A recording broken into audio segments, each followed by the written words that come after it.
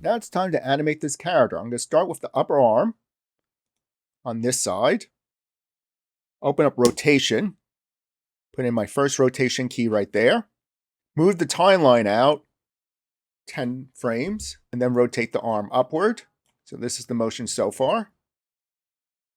Next, it's going to wave at us.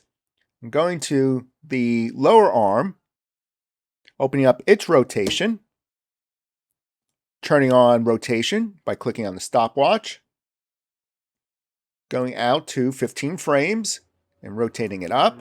So far this is the animation. And now I want my character to continuously wave. I'll go to frame 20. I'll move the arm inward like that. And then I'll go forward another 5 frames and rotate the arm all the way this way. And I want this to repeat from here to here over and over again. I want this part to loop. I don't want this part to loop. The property of loop out is to determine the number of keyframes to loop. I'm going to press down the Option key or Alt key and click here and begin to type loop out. In quotes, the word cycle.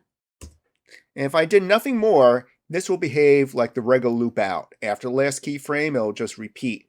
I don't want that last jumping straight down point. That point. So I just want to loop out between these frames. Loop out takes in a variable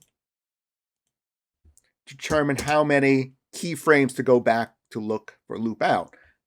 This is 0, 1, 2. So type in 2. When it loops out, it's just going to loop between 0, 1, and 2, these keyframes. If I want the whole loop out, you could remove everything from in here, but just as practice, if I type in number 3, then it's going to look back from 0, 1, 2, 3 keyframes to create that looping, and that's going to create that sharp wave down. By adding in cycle, in quotes, comma, the number of keyframes to go back from the current position to loop, you create a slightly more complex animation. Next, I'm going to look at the character's head. I'm selecting the face. Right around here, rotation is my first keyframe. Let's say by frame 15, the head rotates a little bit this way. And then by frame 20, it rotates the other way. And then coming back to its start position like this. So now the head is rotating like this.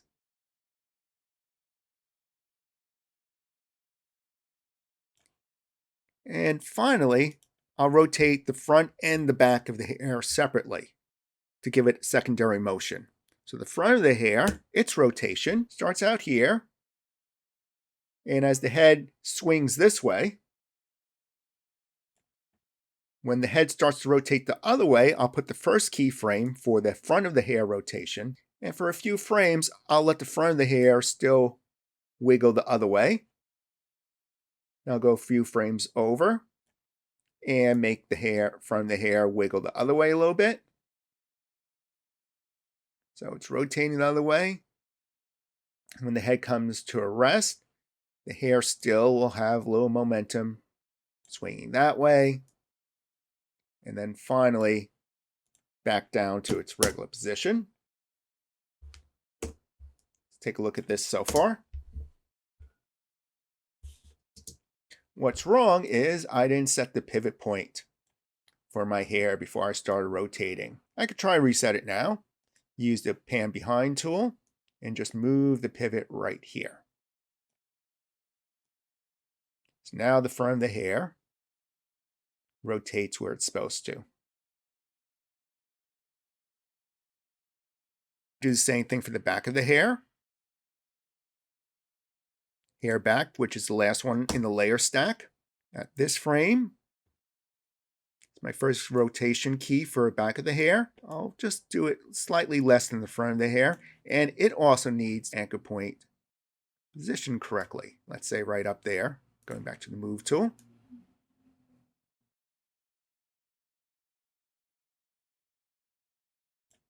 And then I'll rotate the other way. And because it's more massive, it doesn't have all that freedom to bounce. So you imagine that it's going to move less than the front of the hair. The eyes and eyebrows are separate, and you can animate those as well. This concludes linking up a non-puppeted character using hierarchy and animating it.